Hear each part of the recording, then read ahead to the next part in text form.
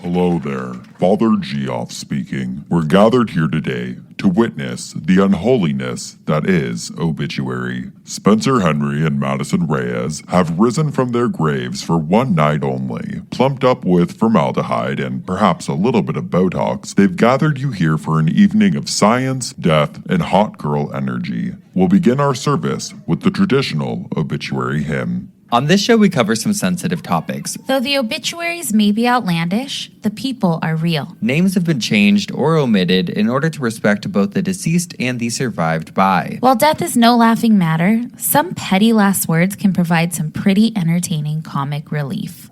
Welcome to Obituary.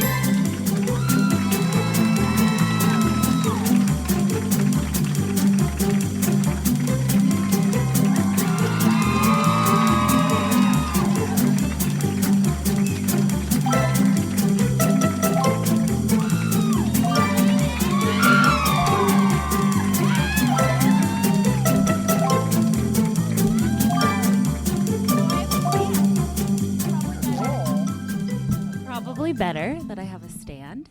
Hello there, Father Geoffs speaking. Oh my God. Hello. Hello. Oh, there he is. Okay. There it is. There he is. Oh my God, up close and personal. Hello. Hello. Should we take these off? or- Yeah, I guess we should take these off. There's a Halloween store right next door to here. That's so cool. We met a magician there who's, Neil the Balloon Man. yeah, he does balloon art. He does chainsaws. What? You know him? Do you love him?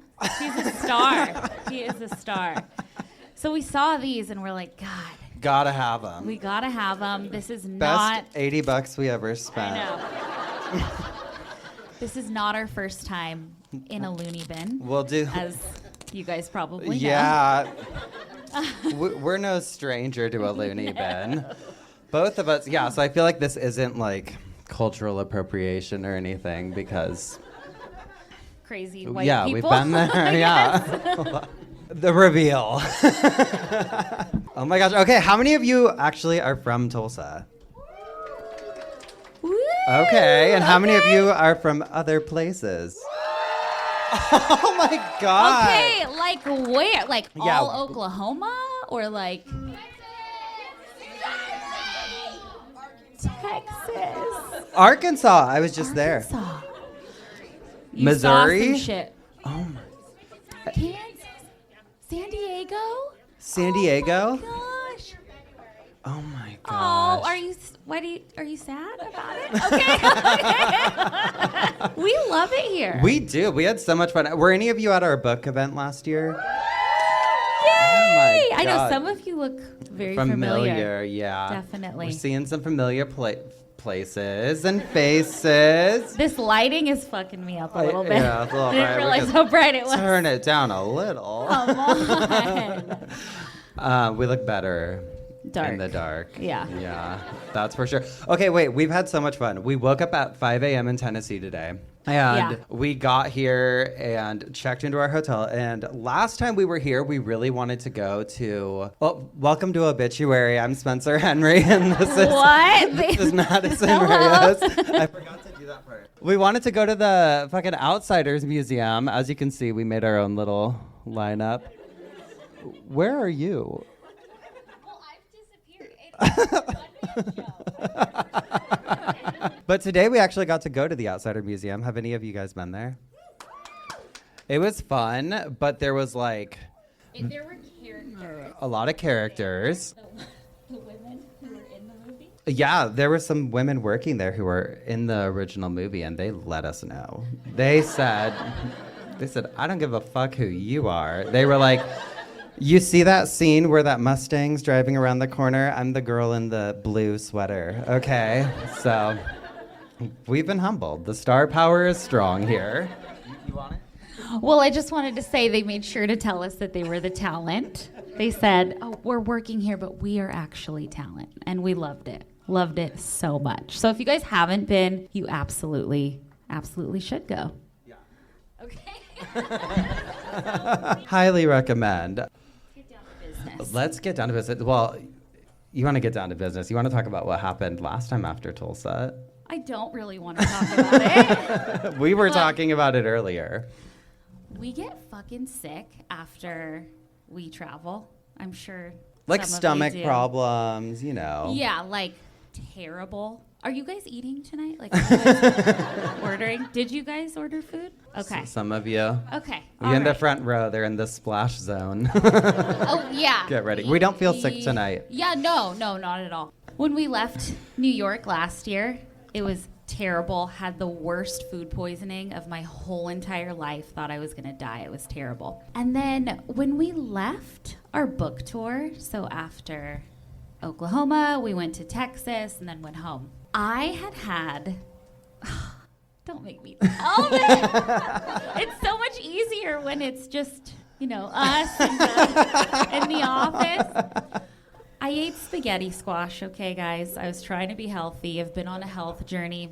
Took a hot shower, put on my robe, got into bed, and then my stomach dropped. He loves this story so much, so I apologize.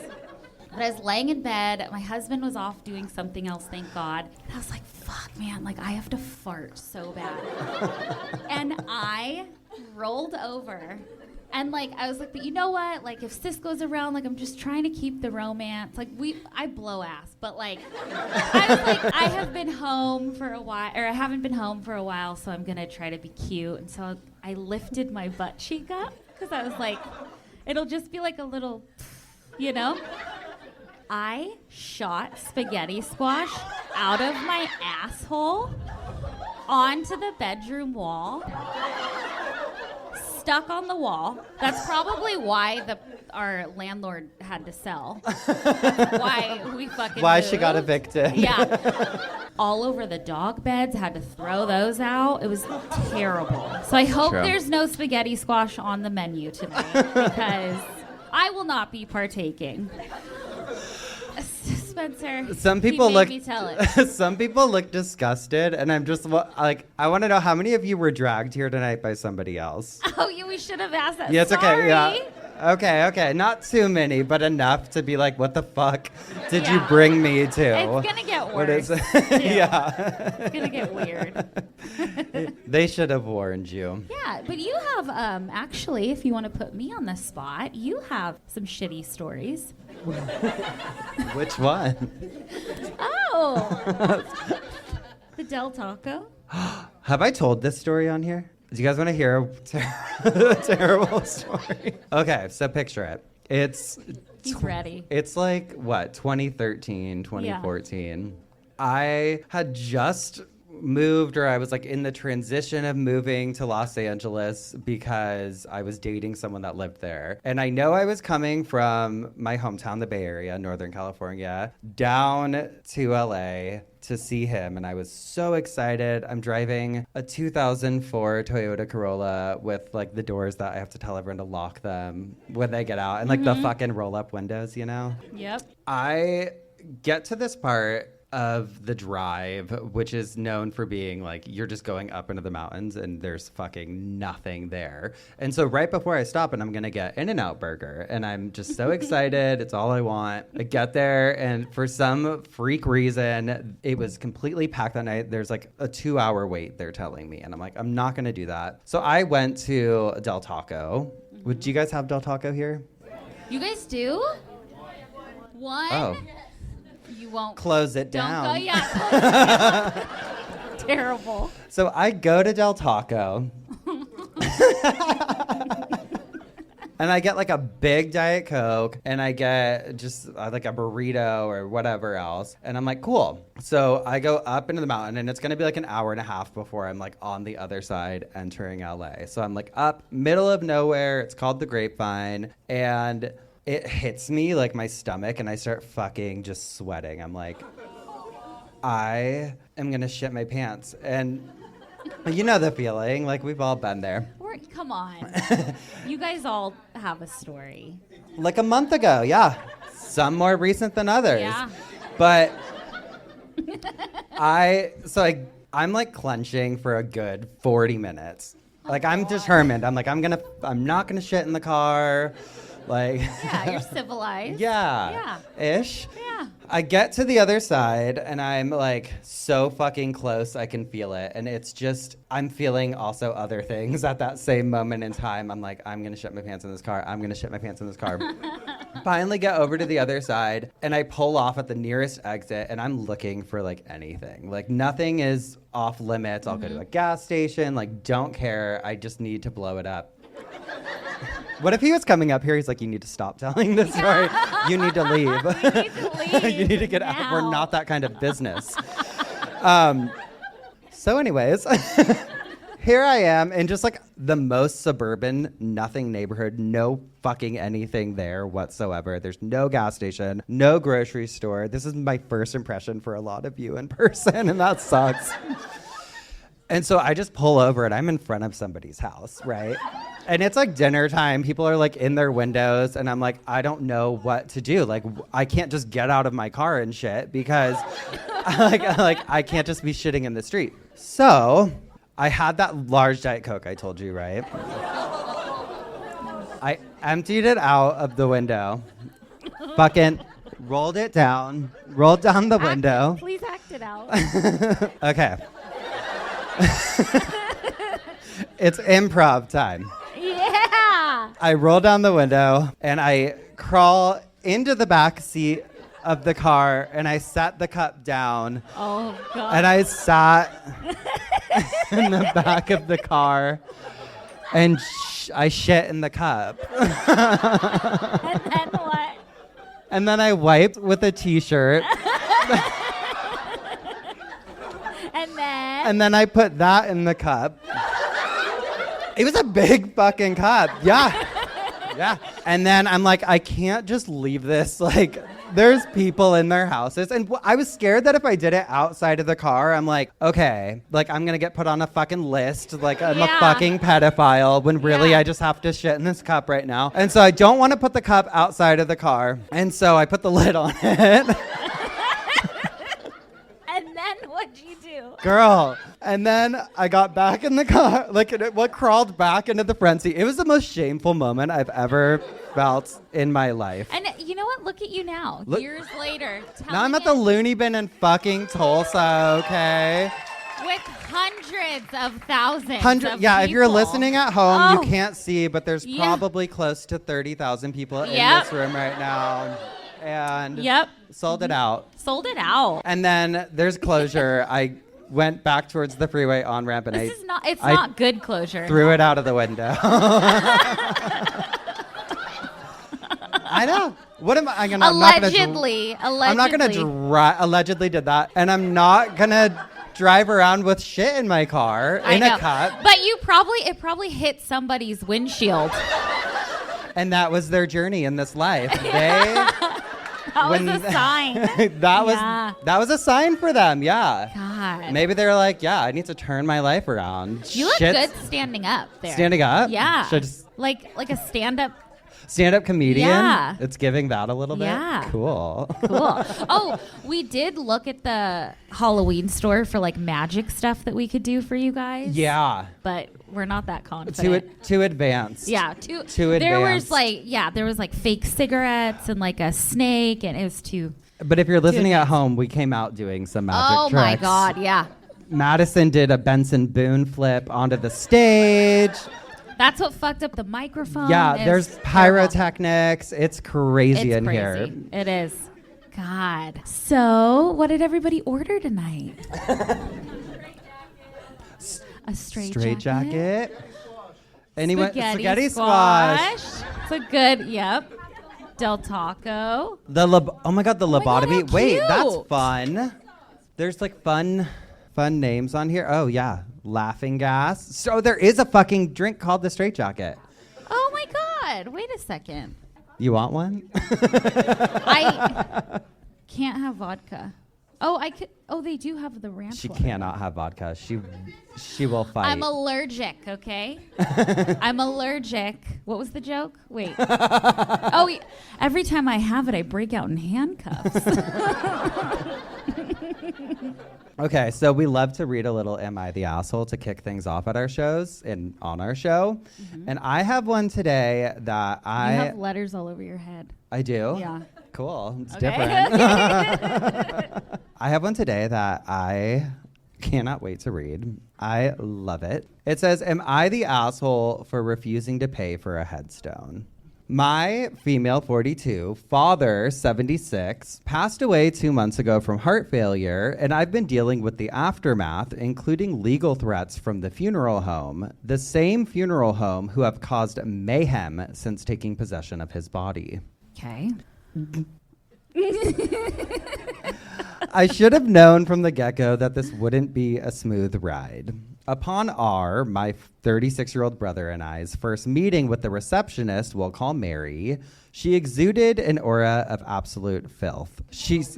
Oh, God. She swung around a Diet Dr. Pepper, spilling it over all of the necessary documents needed for signature, and on 2 separate occasions, she would get up from her desk, unannounced, and walk out of the reception area through a door behind the desk and proceed to belch loudly. I like her. And then return as if we couldn't hear her. Mind you, she was less than 3 feet from us. My brother and I looked at each other wide-eyed both times in absolute shock, and I could tell my brother wanted to laugh at the uncomfortable situation, but I couldn't even laugh. I was furious. Her demeanor was no different, even when she was parked at her desk. We must have gone over the details 20 different times, and that's when the red flags really started to show themselves. My father's name was Michael, and I kid you not, at least 4 different times she called him by somebody else's name. How hard is it to remember Michael? At one point, she ominously exclaimed, "Do you feel him here with us?" What? What? I'm entirely unsure what she meant by that, given they already had possession of his body at this point, but it was upsetting. I need to fucking know what Mary looks like, because she like... I picture her in my head, Yeah. and I know she smokes cigarettes. Yeah. Mary's back there ripping darts in I feel between like she all has the blue clients. eyeshadow. Yeah. Oh, Kind of like a love her. Mimi Yeah, from like the a Drew Mimi. Carey Yeah. show. I love her. All this to say, his service has come and gone, and I will say, while they certainly took liberties, they did do a wonderful job with the presentation, with the exception of the music. Prior to a reading of the Serenity Prayer, my father was a recovering alcoholic, there was a moment of silence, which was interrupted with the loudest horn you've ever heard in your life, and they shut it off immediately, and I'll admit, most of us chuckled as our father would have loved it. Oh. All in all, it was a lovely celebration. The floral arrangements, the atmosphere was pretty much exactly what we expected. Now, here's the issue I'm facing today. About 2 weeks ago, they sent us an email confirming that my father's headstone had arrived and was ready for placement. Fabulous. My brother and I, along with my father's sister, just say your aunt, I don't know. Arrived at the adjacent cemetery, and my aunt immediately burst into tears. My brother and I turned towards the headstone, and there it was, in capital letters, Michelle. Mary? Are you kidding me? At first, She fucked that up. At first, we thought maybe we're standing in the wrong plot. However, our last name is very unusual, and this was the only fresh plot. We marched over to none other than Mary, and she assured us it would be taken care of. However, we would have to pay a fix-it fee. That's fucked up. When I told her we would absolutely not be paying additional funds to cover their mistakes, she said, "What do you want me to do?" Oh. After some back and forth, where I admit I did lose my temper, but who could blame me, this woman had the audacity to say, "It's pretty close to Michael."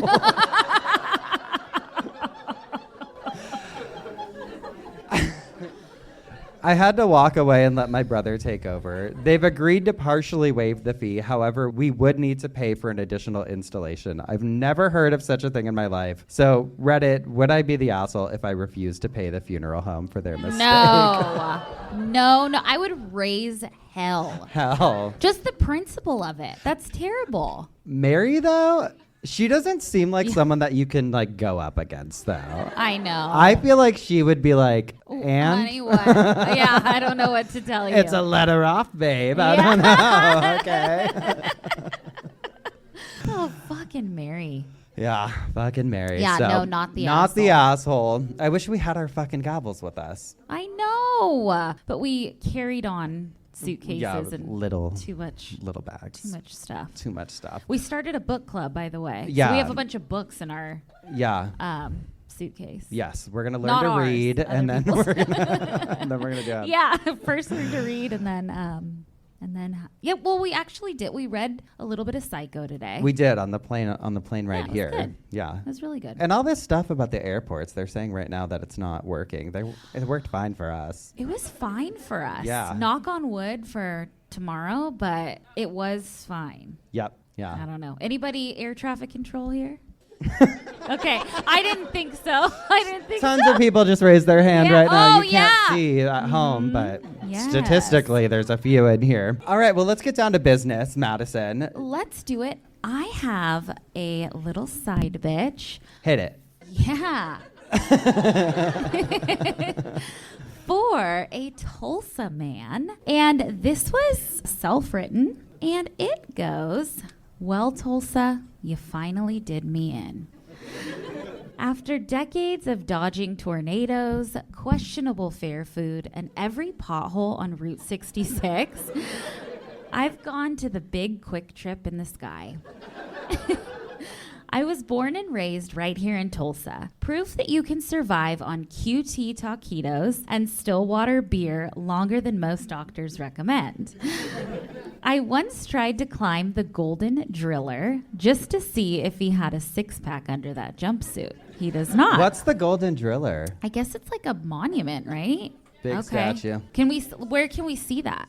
Okay. All right. All right. At the fairgrounds. We did ride little scooters today. Maybe we'll scoot over there tomorrow. We did. Miraculously survived that, too. I know. Okay. In my time, I loved OU football, hated Texas with my whole heart, and spent far too many nights hollering at bands in Kane's ballroom like I was still 21. I haunted the center of the universe regularly, which I've looked that up. It looks cool. It is? That's another thing. Put it on the we list. should do. And now I guess I'll just stay there permanently. Family, you've inherited all my worldly possessions. One collection of Elvis plates, a busted lawnmower, and the good Tupperware. Sell them and I'll come back greaser style to snap my fingers at you from beyond the grave. And speaking of greasers, yes, I once tried to sneak onto the Outsiders movie set. No, I didn't make it past security. But I'll be damned if I didn't walk past the Curtis house at least once a year just to remind myself to stay gold. In lieu of flowers, please pay off my bar tab at Elote or leave a pack of pixie sticks on my grave. Tulsa raised me, Tulsa buried me, and if you listen closely on Halloween night, you might just hear me whispering from the wind, stay gold, pony boy. Aww. Isn't that cute? That's like so a sweet. proud. That's a good one. That's yeah. a proud Tulsa man. Yeah, I know. Aww. I loved it. And I loved learning, like, through that, all the little different cool places. Yeah. So there like you go. and the museum that we went to today. So there are musicals in town. Yeah. What is it? Outsiders. Outsiders. Yeah, the musical. What's in the fucking museum? I don't know. And the actors were there. They were there, and they're in our hotel because girls. We broke their legs and we tied them up. Yeah, we said, "Why are you going to that show? Come to ours." Come to our show. But she was just belting. People were singing, belting it. We could hear in the hotel texting rooms. each other. Yeah, like, do you hear that singing? Or Then we tried to sing yeah, louder we were than like, them. Put us in. Yeah, put us in the show. But On yeah, the that's way going here, on. Madison's like, "Oh, that'd be cool to see. I think tickets are sold out today." And I was like, "We're fucking doing a show." No, I didn't know if there's like a later show. You know, I don't know. Well, It'd be cool. We always try and figure out like a gimmick for the live show for like the coffin spinner portion because Yeah. we, I don't know, have so many ideas always. And And we don't want to make you sit through a coffin spinner of just us, like, sitting just like this. yeah. So we'll be dancing them. No, just But tonight we decided we were going to tell you what obituary actually stands for. I know. We've never told anybody. We've never done it before. So we're going to spell it out for you guys. Hit it. Oh, graphic artist let's right go. here. Oh, yeah, Okay. perfect. O is for Oklahoma open casket outrage. Okay, this one's fucked up, you guys. Okay, this happened right here in Tulsa in 2015. A funeral service is underway for 38-year-old Tabitha Lynch at Moore Funeral Home. Hit it. Okay, does this look familiar to anybody? You guys know? Yeah. Okay. Do Yeah, some of you oh. know the story? You work there? What? Do you know the story? Holy cow. Okay. Well, tell me if I got any details wrong or if you guys have anything to add anonymously. Okay? Oh my God, wait, I'm so excited. This is crazy. This is the This best. is fucked up. Okay. Were any of you there? No? Okay. Okay. Huh? That's a good answer. Oh, good. That's true. That's true. All right. So 38-year-old Tabitha Lynch is laying there at the funeral home. Enter 26-year-old Shayna Sims. Hit it. Love her. She just looks evil. I'm sorry. Anyone know her? Yeah. Anybody? She's here tonight. Yeah. No, she's not. She does not go to pay her respects. She walks straight up to the open casket and begins butchering this corpse. Witnesses said that she yanked out clumps of the deceased's hair and left it on the coffin floor. There was a vertical cut, like straight down her face from her hairline to her nose. Her makeup was smeared, lipstick was gone, hair was pulled and messy. And this bitch even took her shoes, Her shoes? which is crazy. Later, I guess one of the funeral directors prepared her for cremation, and they realized that more was missing. Both of her breasts were gone. No. And so was one toe. Just one. Just one. Police arrested Sims at the service, of course, and in her purse they found a folding knife with strands of the deceased hair. As for why, and maybe you guys know more than me, but as for why, like, I know rumors swirled about they were rivals, like they each liked the same person. I'm seeing nods. Yeah, but then I've tried to find like follow-up articles, and I think those have been debunked, but I don't know. Like, you guys probably have more insider info. What is clear, though, is that she desecrated this corpse in front of the grieving family, and to this day, yeah, nobody knows what happened to those missing body parts. And she's on probation, I think. Damn. Look at her. Terrible. Did she post a picture in all three? No. You put that little creative spin. Yeah. On that. Yeah. He's artsy. Yeah. Wow. I wanted to see it 3 times. I loved it. Well, because I know this bitch is insane because of how she's holding the phone, too. It's like, it's right. It's giving crazy. It's giving AI That is hand. crazy. That Yeah. is crazy. Yeah, it's crazy. Yeah. So that's the Well, O in obituary. That's the O and O. Yeah. Hit it. B is for Bobby. And you can actually go ahead and hit the next one, too. Oh, yeah. You were really feeling All out on the like, visuals. What? Yeah. Wow. It's amazing. You take a Xanax and lay in bed for 12 hours, and you're like, wow, I can do anything. So, okay, we got a little story with this guy here. I was going through the papers actually for last week's episode, which comes out tomorrow. And spoiler alert.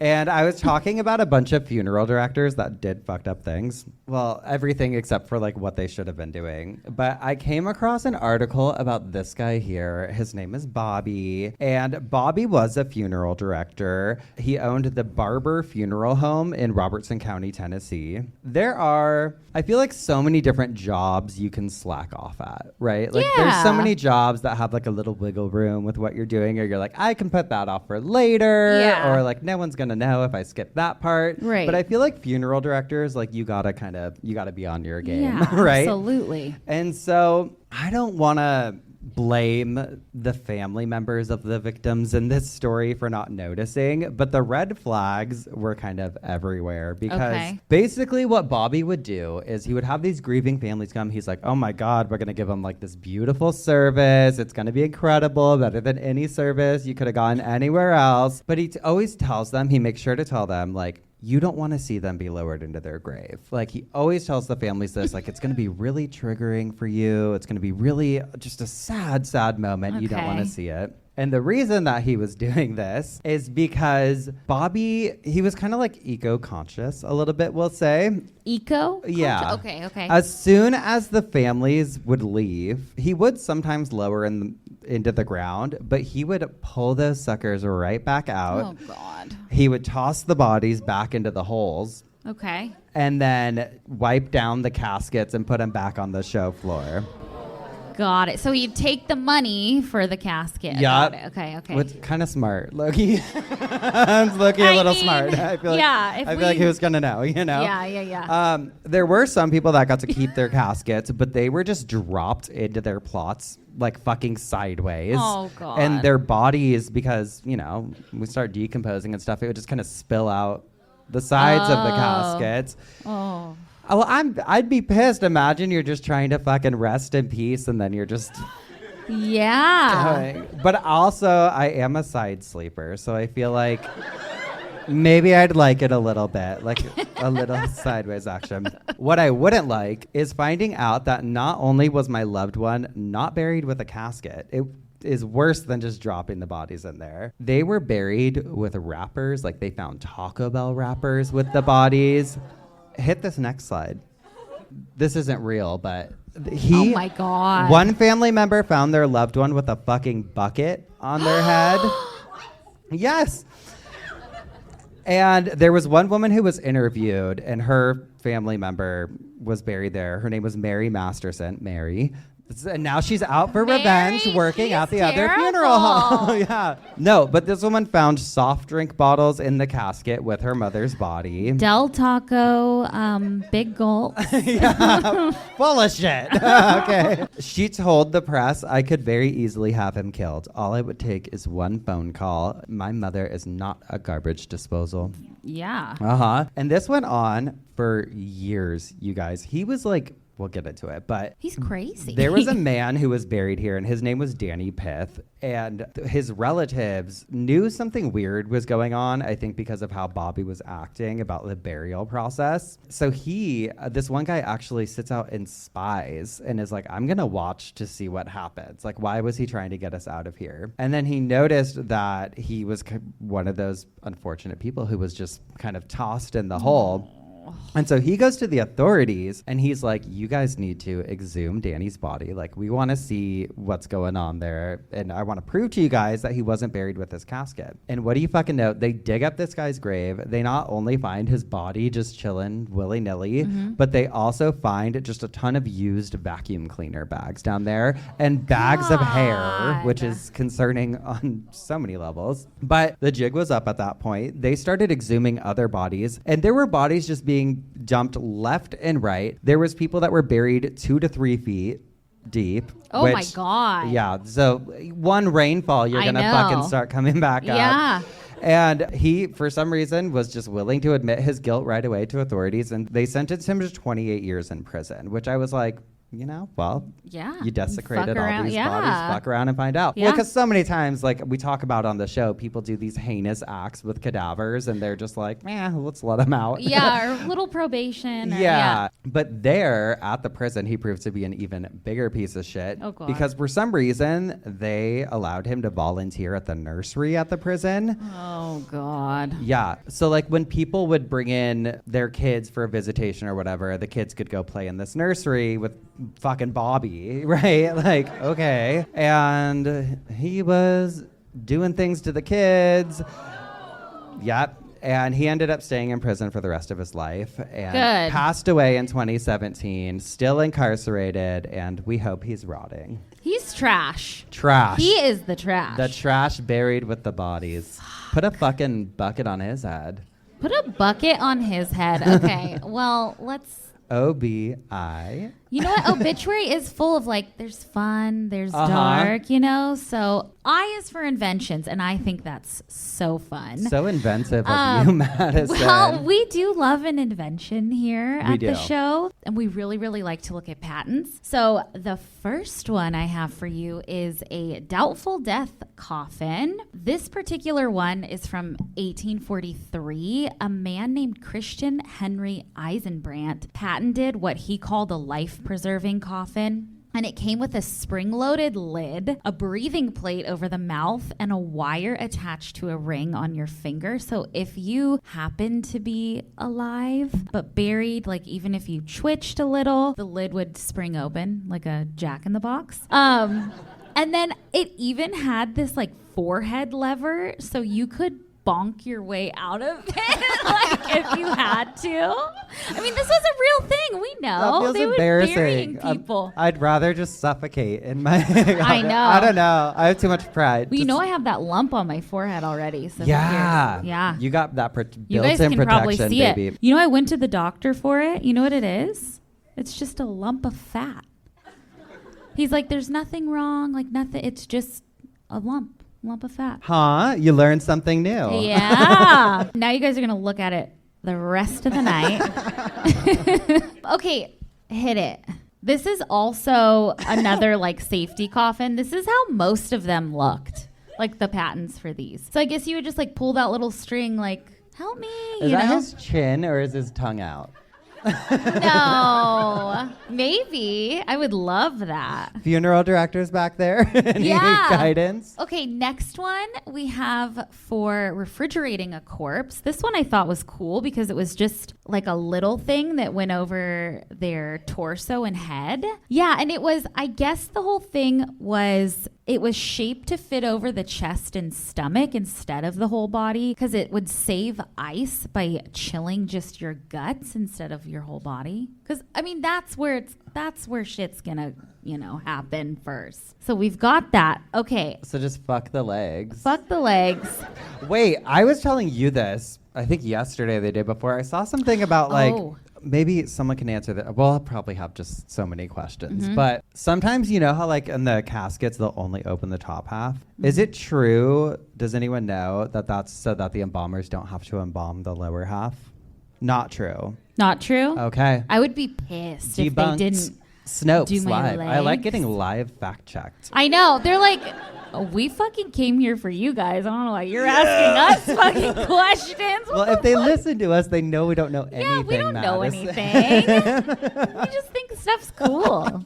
Okay, here's another corpse preserver. Okay, this one was crazy. So this one is from 1867 from Colin C. St. Clair. And this was a method that encased a body in liquid cement inside of a mold with glass over the face and a gas escape tube. So once it hardened, the body is like sealed in this stone-like sarcophagus. So no decay whatsoever would happen and no odor, thank God. Okay, next we love our Victorian hair jewelry and everything that they did with hair. So this was hair scenery and hair ornaments, and this was invented by Alfred E. Jarvis, and he had this method, I guess, to preserve human hair and to cleanse it, dry it, arrange it into decorative scenes like trees, flowers, landscapes, which I think is beautiful and, you know, I don't like hair, but but I love that. Okay, I have got to show you guys some of the wildest ones I found that maybe aren't really death related. So hit it. Okay, this one is the anti-eating face mask, and I just love it. So in 1982, a woman named Lucy L. Barmby patented this invention, and it was intended, I guess, for people who were exposed to food constantly. So people who worked in restaurants or servers or cooks or chefs. So The lock. yeah, so it was a little tiny padlock on it that you could wear all day. You could breathe, you could, you know, like take people's orders and whatever, but you couldn't sneak a little bite. Which I mean, I love it. I could have used that. Not spend thousands on a trainer. That would have been Hook nice. one up. Okay, next, what do we have? Oh, this is a guillotine invention. I mean, I don't really have much to say about that. That one's self-explanatory. Okay, hit it. Okay, this I present to you is a helium mattress. And this one fills up with helium and floats. So you could like have the mattress up on your ceiling if you want. Space saving. And then you just like pull this little cord and then it floats down, which I thought was wonderful. But my absolute favorite is the cheese cigarette filter. This one was filed in 1964, and the inventor was Stuart M. Stebbings, and he proposed this filter made of grated hard cheeses, so like Parmesan, Romano, mixed with charcoal particles. And the idea, I guess, was to use the cheese as a porous filtering matrix with charcoal absorbing oils to reduce nicotine and tar in smoke. So it's an actual cheese cigarette, and I feel like it probably absolutely smelled love that. so good. So good, like a burnt cheese. Yeah. I mean, cheese. Oh, I love cheese. So good. That's Smoke why we're always it. shitting our pants. I know. I know. Well, spaghetti squash. I try to be healthy. Yeah. Yeah. You never know. I know. Yeah. God. Oh, beautiful, beautiful. Hope to see some of those come to fruition one day. I know. Me too. Hit it? Okay.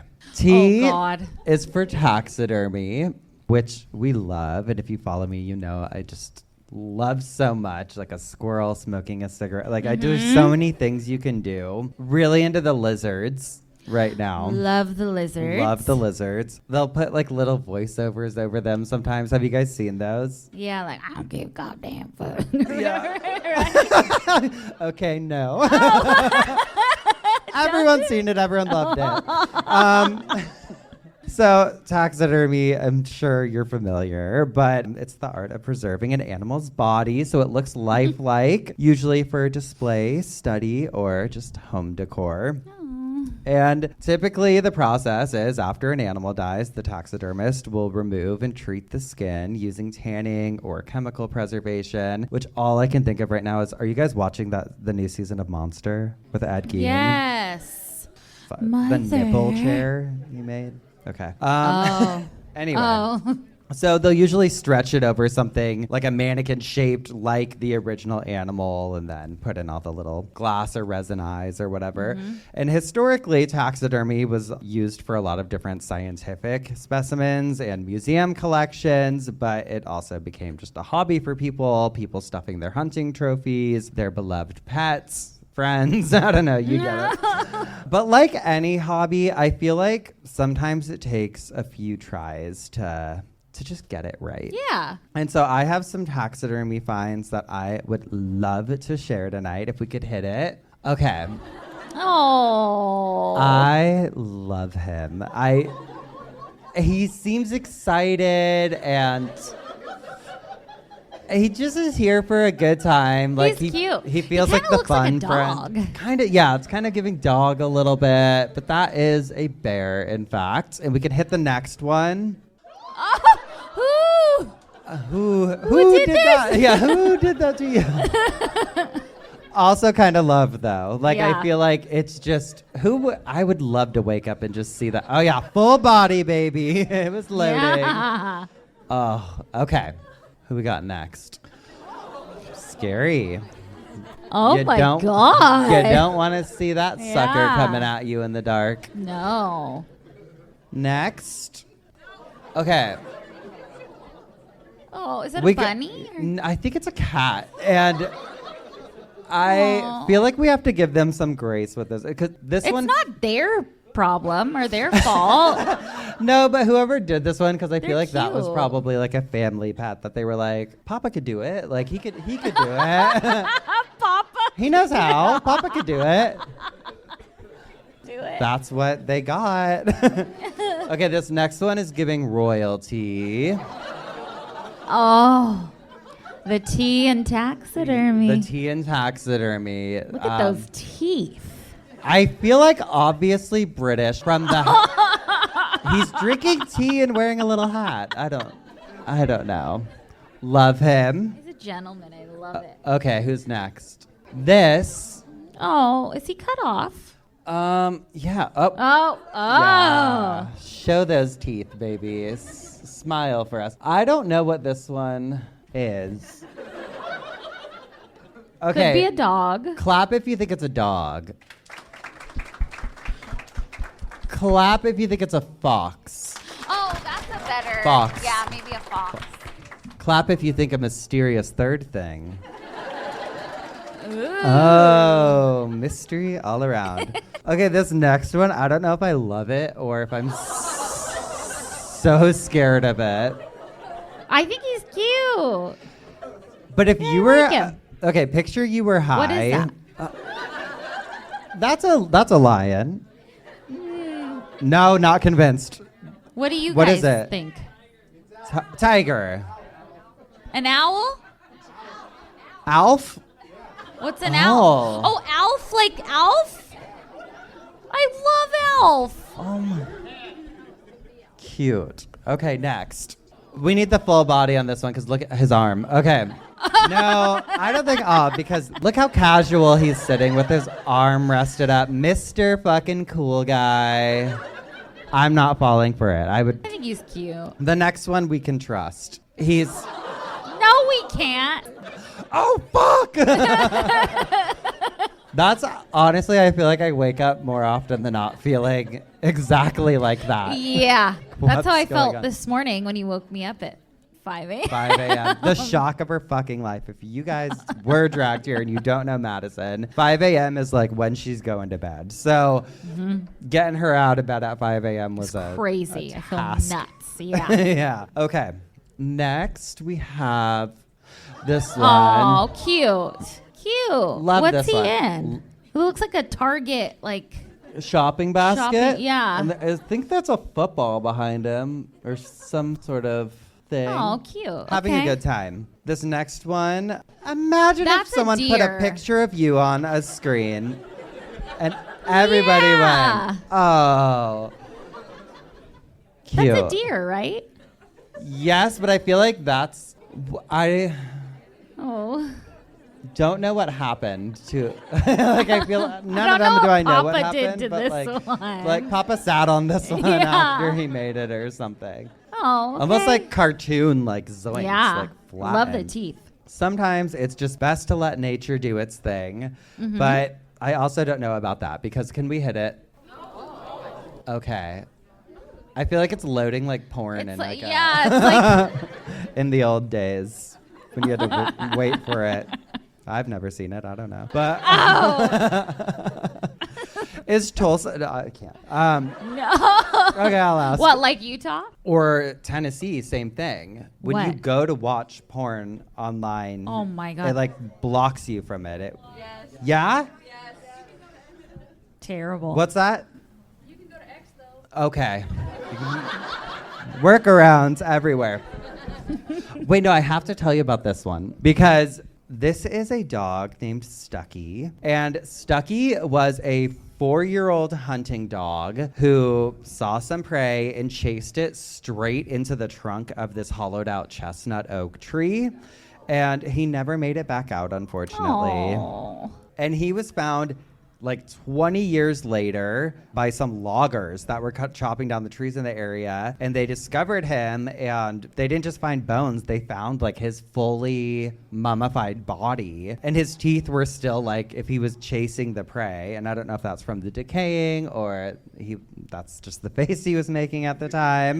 But I guess the tree's tannic acid, which is the same stuff they use to tan leather, preserved his skin and fur, and then the dry air in the environment kept him from decaying, and there was just this dog stuck in a tree for a really long time. I love that, though. Yeah. I mean, I hate that happened to hate him, that it but happened, but he's very cool. preserved, and I guess he's on display somewhere at the Southern Forest World in Waycross, Georgia. So if you're ever there, you can go pay your respects to Stucky. To Stucky. Love him. Aw. R.I.P. Stucky.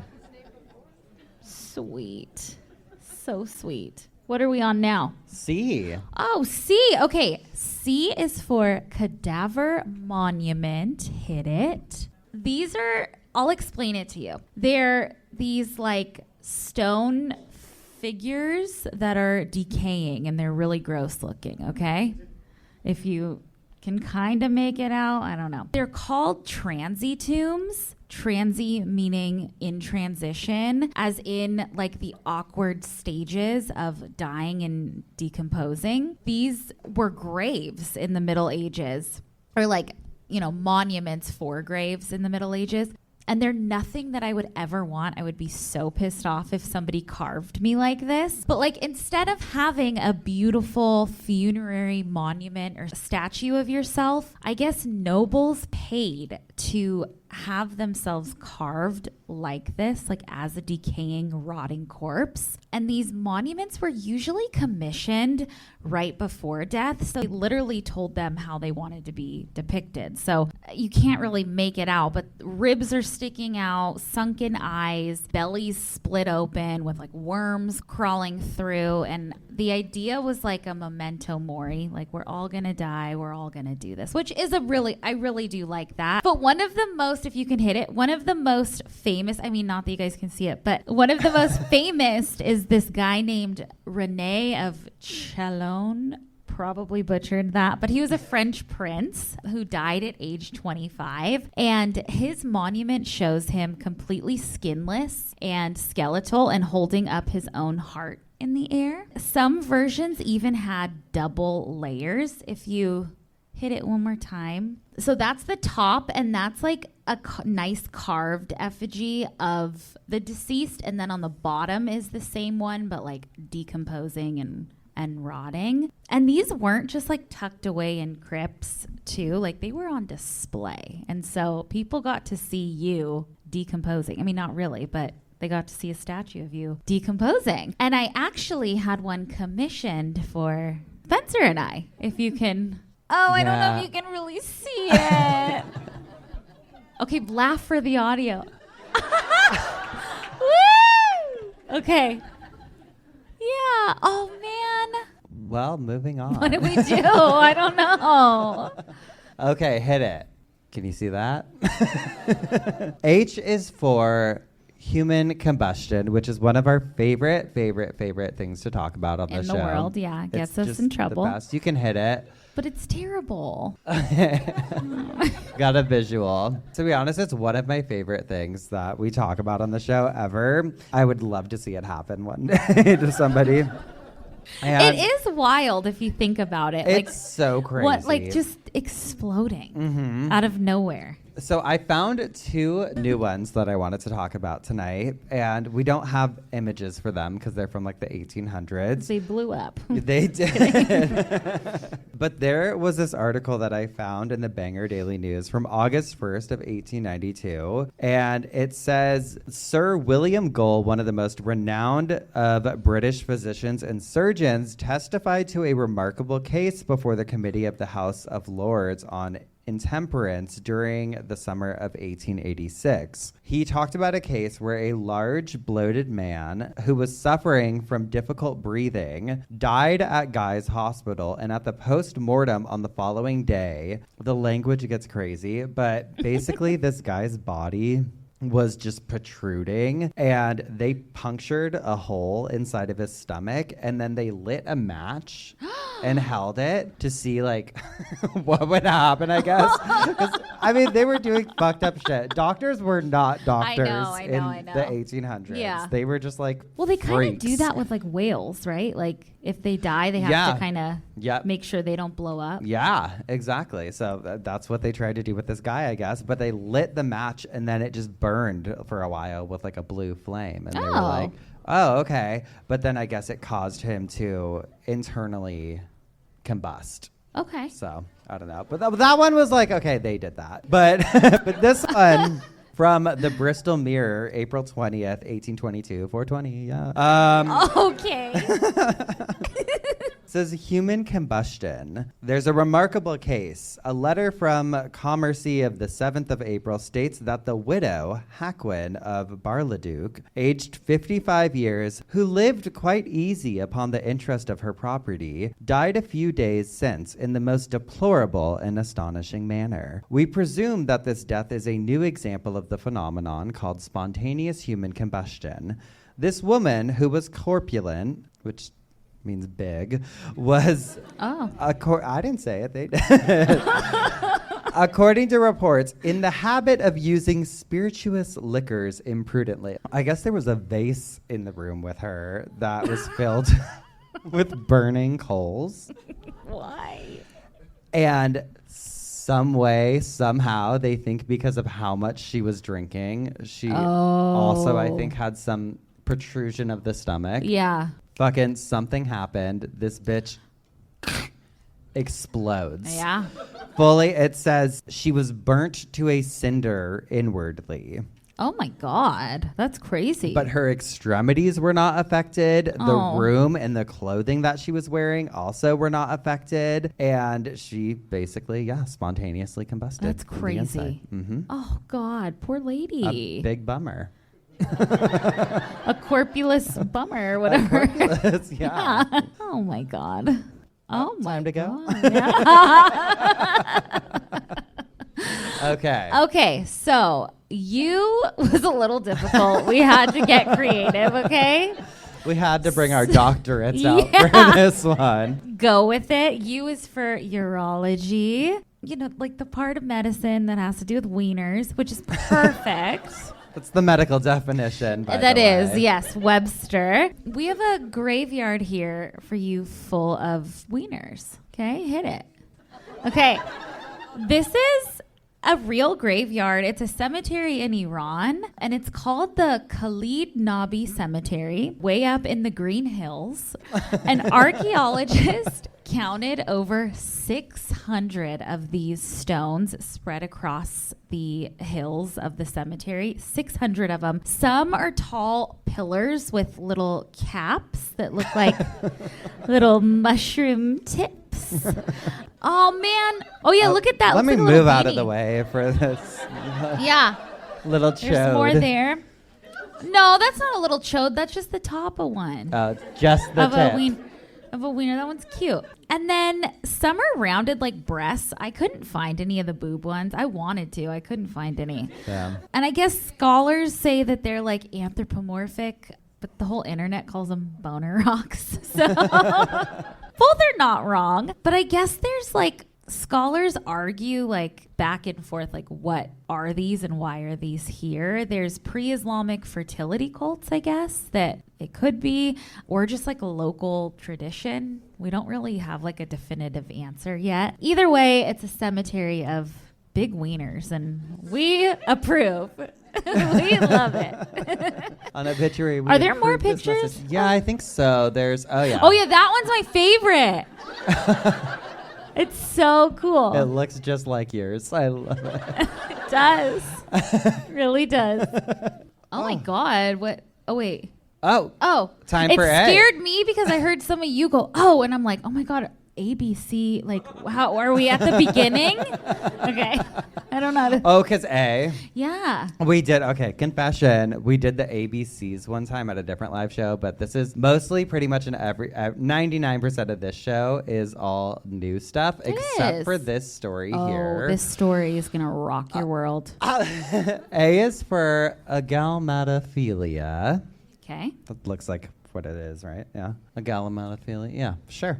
And that is a paraphilia involving sexual attraction to a statue, doll, mannequin, or other similar figurative object. And it's a form of object sexuality. And I want to introduce you to our girl, Maravone Morales. Let's see. Here she is. And then this is her husband, Marcelo. We can hit the next one. Okay. These two had a whirlwind romance and a shotgun wedding to boot. Shortly after the couple started dating. Marivone found out that she was pregnant, and so they opted to do a traditional wedding with over 250 guests in attendance. Wow. If you got invited to that wedding, you're fucking going to that wedding, right? I wish. Like, yeah. I hate a wedding most of the time, but if I got an invite with that man on there, I'm like, I'm fucking going. So not long after the wedding, she gives birth. We can hit the next one. And she live streamed the home birth to her online audience. Okay. You know, as with any marriage, things aren't always smooth. After giving birth to two more children, shit just hit the fan. We can hit the next one as well. Yeah. Oh my God. Yeah. Marcelo was just kind of a loser. He didn't have a ton to offer. He got to be the stay-at-home dad while she was out fucking working and then coming home and taking care of this family. Yeah. It's a lot on their plate. It's a lot. She's pretty fed up at a certain point. She's like, we got to go to counseling. We're going to have to figure this out. But things intensified last year when, go ahead, hit it. Motherfucking Marcelo was caught cheating on her. Crazy. Marivone did an interview with the Daily Mail, this is real, that she found him at a hotel with another woman and found text on his phone cementing the fact that he was having an affair. And he did not provide any statements, but Marivone said that he has been extremely apologetic and the couple is continuing to work on their marriage. So we're hoping that they work it out. And if anyone belongs in a loony bin, it's absolutely this woman. God. Let's class it up a little. I love it. At least he doesn't talk back, you know? Oh, God. Okay, R. I have been sitting on this for a while. I don't know if that's the right words. I have had his name written in my notes. Like, we both have a list of topics that we want to cover. And I've had his name written down forever. And I just feel like tonight's the night. Hit it. He's so, if you guys could really see it, he's so scary looking. He's so creepy. Okay, so Roland was a jester for King Henry II, not the 8th, the 2nd. Roland's full name was Roland the Farter. His official job, I guess, was every Christmas he had to perform one jump, one whistle, and one fart all at the same time, which is hard. It's hard to do. She's gonna try it though. Madison? No, I don't. Stand up. If I had some loaded up, maybe, but I don't. So, yeah, this wasn't just like a silly skit. Like, this was his feudal duty to do this. His duty to do this. In return, though, he got a whole ass manor in Suffolk plus 30 acres of land. I would do like it. This, I would absolutely on Christmas Day be farting and jumping. Yeah. Like, so I mean, doing it anyway, just give me the manor. Yeah, absolutely. Some people work really hard and some people sleep their way to the top. Some people, do bad things, and he just farts his way to the top. But farts back then were not funny. So farting wasn't good. I guess they felt like flatulence was seen as a little reminder of your body breaking down, which, yeah, that makes sense. Like, smells like death, like decomposing. Okay, yeah. Terrible. So Roland's act wasn't just comic relief. It was also another kind of memento mori sign. And yeah, I guess he lived on that land till the end of his life. There are some stories that another king came in. It wasn't King Henry VIII, but another king came in and was disgusted and took his land away. But Boo. I know. Let him live. Let him live. Love a little jester. Well, we've got through obituary. Now it's time for the why. Why is for you've got some explaining to do. Oklahoma. You. No, just kidding. Yeah. Okay, so we were looking, because we always like to research where we're going and what we're seeing, and we decided to look up some weird laws that are specific to Oklahoma. And to kick us off, we learned that, and some of these could be not true, but I think for the most part they are, though. So one was that there is a whale hunting ban in Oklahoma. Yeah. True? But like, Where are you doing that? yeah, where? You, The one whale in Tulsa, Oklahoma. there's a whale in Catoosa? Okay. Is he's real? Oh, Oh. because you're landlocked. Like, Yes, wooden whale. okay. We've got a half a brain cell between us, so we'll believe Yeah. anything. We're going to go home and be like, yeah, there's a fucking There's whale whales. in Oklahoma. Yep. Yeah? Yeah. Okay. Okay, so the next one, and I like this. You can't make ugly faces at dogs. Apparently, that's like a legit Rule. rule. We have seen some people, not here tonight, obviously, but around town that look like dogs, and we made ugly faces at them. And they never wanted us back. Never. Okay, 3, no boots in bed. No boots in bed. I've seen you do it. No, I know it's a superstition thing, and I didn't know until I did it, and then she told me. Okay. This next one I really like. No spitting. All swallowing. No, I'm just kidding. I guess it's illegal to spit on sidewalks or buses. I guess, yeah, you can get fined, I guess. Number 5, we learned that women, like, it's technically What? illegal for them to color their hair without a license, we saw. Oh, well. Is that true? But it should be. Okay, this next one is there's a bear wrestling ban, which is a crime, I guess, in Oklahoma. No bear wrestling. Do you guys Homophobic. have bears here? Okay. Mm-hmm. Yeah. Okay, can't wrestle them. Can't wrestle them. No wrestling. You can't get fish drunk. Oh. That apparently is a true thing. It's illegal to give fish alcohol here, which let them have a good time. Let them. Let them do it. Drink like a fish. That's Yeah, fucked up. I know that is fucked up. That is fucked up. You also can't cuss in front of women and kids. You arrest him. You're talking about swallowing up here? You're worried about anything I've said. I am a woman. Oh, there's a face tattoo ban? Is that true? Yeah. Yeah? Well, I read about it. Oh, and then this last one, we were cooked. You can't eavesdrop. It's illegal to secretly eavesdrop on someone's conversation, which is awful. We've broken all the laws, actually. Since being here. Since being here. We've hunted whales. That whale you were just talking about. We're the ones who hunted it, actually. we've been in the getting first fish place. drunk in our hotel room.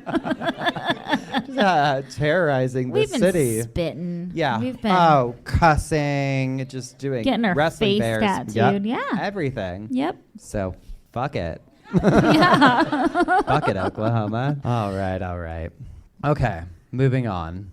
What is it? Oh, yeah. Okay. Oh, obituaries. We know how to do this obituaries. one. You can just listen to these. You don't even Yeah. Just sit back and listen. sit back and relax. We put this one in here because we have been sent it so many times. It's a newer one. It's for a woman named Linda. And it's really a good one. It says, well, if you're reading this obituary, it looks like I'm dead. Wow. It actually happened. I died of FOMO due to complications of bulbar ALS. My name is Linda, and I was just 60 years old when I died on Sunday evening, September 21st, 2025. Way too young. As the saying goes, I died peacefully while surrounded by loved ones. I was loved, comforted, and hugged until my last breath by my beautiful family and a couple of my besties. My stupid bulbar ALS got me to the sad point of not being able to talk. Never speaking means never being able to say I love you. It means not being able to call my Mr. Bojangles over for a snack, and it means not being able to order at the Dunkin' drive-thru. As far as eating, it totally stinks to sit at the table while people around you are eating juicy burgers hot off the grill, heaping piles of Chinese food. a healthy portion of pasta Alfredo or Chipotle, and I just have to smile and act like I'm enjoying my bowl of pureed baby mush. Living had gotten to be such an overwhelming burden every day, day after day. I always did my very best not to let anyone know the backstory of my daily suffering and struggles with ALS. Hubby and I just plowed through each day trying to put our best selves out there for the public eye, hair and makeup done, smiles on. I am leaving behind some amazing people. My husband, aka hubby, who I have adored unconditionally from the first moment I laid eyes on him 42 years ago. We were together from teenagers to grandparents.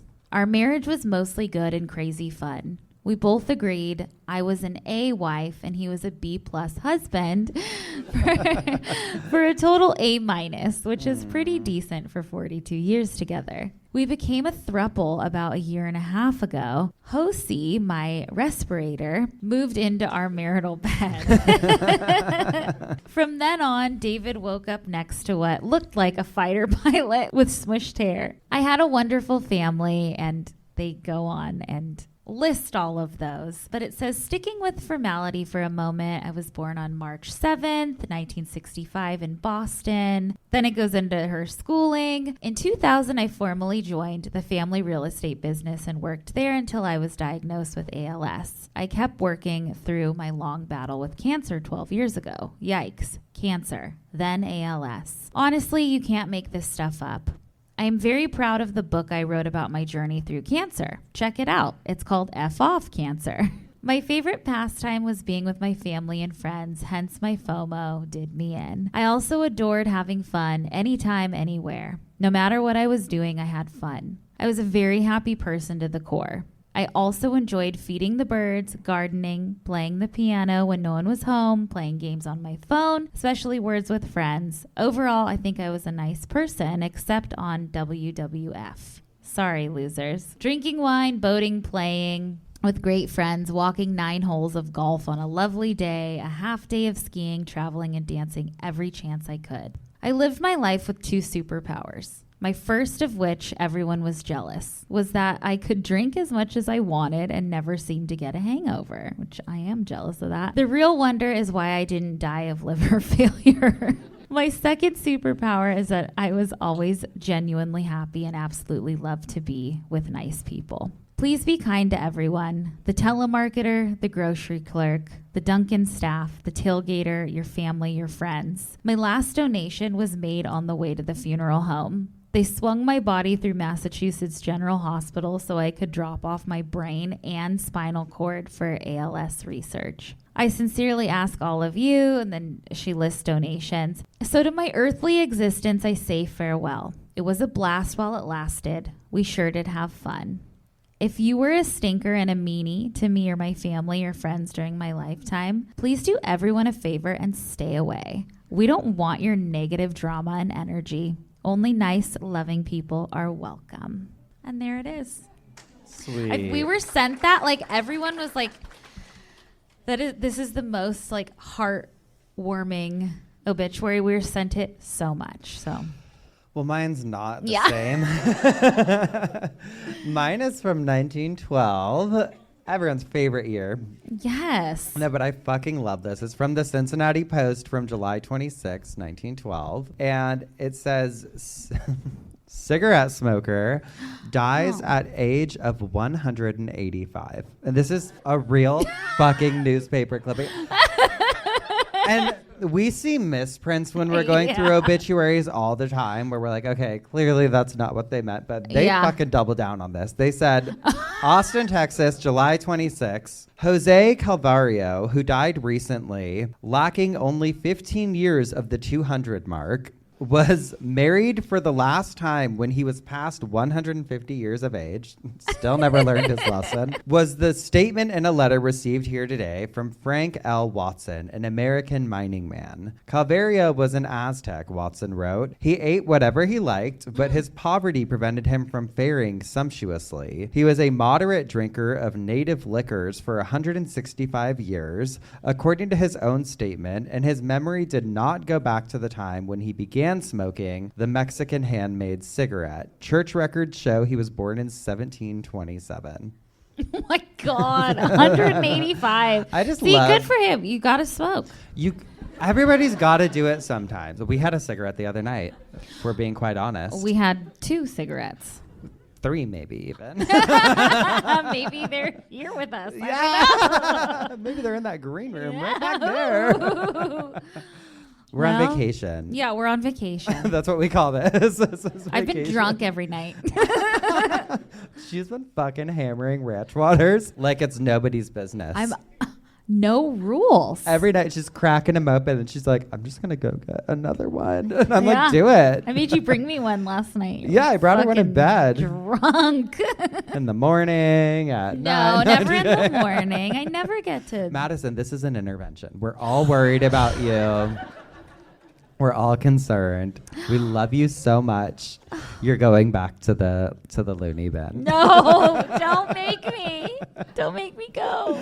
It's crazy. Well, I think you guys can probably guess what is next. We have spun in our coffins, We have bitched our obituaries. which means it's time for some dumb ass criminals. Oh no, not Linda. That's No, that's hit not it, her. hit it. Next. No, we love her. No. Yeah. Yeah. Next. Oh God. Okay, this guy's awful. He's a Tulsa man. A local. Yeah, local. So just picture you are at a lake in Tulsa, maybe splashing around, living your best life, and you have to go to the bathroom. So you don't pee in the lake, you go to the bathrooms. And you're peeing, and then what? Is it someone's Whose dad? dad is it? Is it your dad? Well, Now honey, your dad's got some problems. We gotta talk to your daddy. Yeah, because your daddy was in a septic tank Your at daddy's the a lake sick spying man. on women. Spying on women. Oh my God, yeah. Creepy. Authorities say 52-year-old Kenneth Enlow was found inside the septic tank at Keystone Lake underneath the woman's restroom. Someone noticed movement in the toilet. How much would you freak the fuck I would out? freak out. I would think it was a snake. I would never suspect a man. But You'd rather it be a snake in that situation. yeah, well, yeah. Officials showed up and Kenneth was just like in shit, like in the septic tank. Police asked him why he was there, and he started talking about his girlfriend, this girl named Angel. I guess Angel hit him over the head with a tire iron and threw him into the tank, which we know is not the truth. And the police didn't buy it either. There was no Angel, no tire iron, and no logical reason for him to be in there except for being a creep. Yeah, what logical reason can you give for being in the I don't know. septic tank? I would say like I'm a plumber. Like, I'm just checking it out. Ladies. Checking it out, man. Yeah, ladies. He was charged as a peeping Tom, hosed off, and then taken to jail. Fuck. So if it is your father, I apologize, but he can't be doing that. Oh my God! Is that the septic tank? What is that? Whatever was it. Oh, that's a breakfast sandwich. I'm sorry, it's hard to see. Yeah, can we get that one on the TV? You guys know what a McMuffin is. Oops! Looks like our live show got cut off. At the best part, too. Spence, you were just talking about a McMuffin. I was a McMuffin. So anyway, the gist of the story is there was this guy in Tulsa, and during a traffic stop, this cop pulled him over because he had a crack on his windshield. Oh, God. Okay. Which feels like you're just looking for a reason to pull somebody over. Listen, I have a crack on my windshield right now. you better get it fixed. I know. You should anyway, because it is dangerous. Oh, totally. Do you remember Ace Ventura when he would just drive? He'd have to hang his head out the window. That's going to be me. Anyway, so they pulled this guy over. His name is Mitchell Raper. unfortunate last name. One of their dogs that was with them, like a canine unit dog, smelled marijuana in the car, I guess. But then they, upon further inspection, open up this McMuffin sandwich and there is just a bag of meth hidden inside of it. I love that he tried to hide it in there. Good for him. Honestly, smart. You know, at least he had the wherewithal to like, okay, I'm going to hide it. Yeah, I'm going to put it in here. I mean, he was probably working at warp speed. Oh, yeah, that meth speed. That meth speed. We know that little rush you get. Oh, yeah. Plucked out all my eyebrows. Oh, to be young. I know. But we had so much fun in Tulsa, and you guys were just so great to us. It's made us, like, we're totally reinvigorated, so excited to hopefully go on tour next year. I know. We need a fucking Midwest tour. Yeah. We really do. I know. And I would love to go back to, like, Dallas. So great to Chicago. us. Nashville. Yes. Would be so much fun. Uh-huh. We still owe Los Angeles Oh. a show. Oop. Oh, why am I scared to book one now? I why know. am I, like, paranoid that I'm like, oh, every time something terrible happens. I was literally thinking about it, and I was like, we could name it, like, Hell or High Water or something, or, like, this is going to kill us. We're just in hospital beds on stage, just like, if I could, I would. No, and at this point, if we book something and in Los Angeles and some freak thing happened, we would have to show up, even on Headless. hospital beds. Yeah. Wheel us in. Wheel us in. Can't stop us. Kind of be nice. Yeah. But we hope you guys loved our little live from Tulsa. We had so much fun with that show, and we hope to see you on the road next year. But what we do know is that we'll be back next week with some more coffin spinners. And obituaries. And dumb Ass criminals. Goodbye. Goodbye.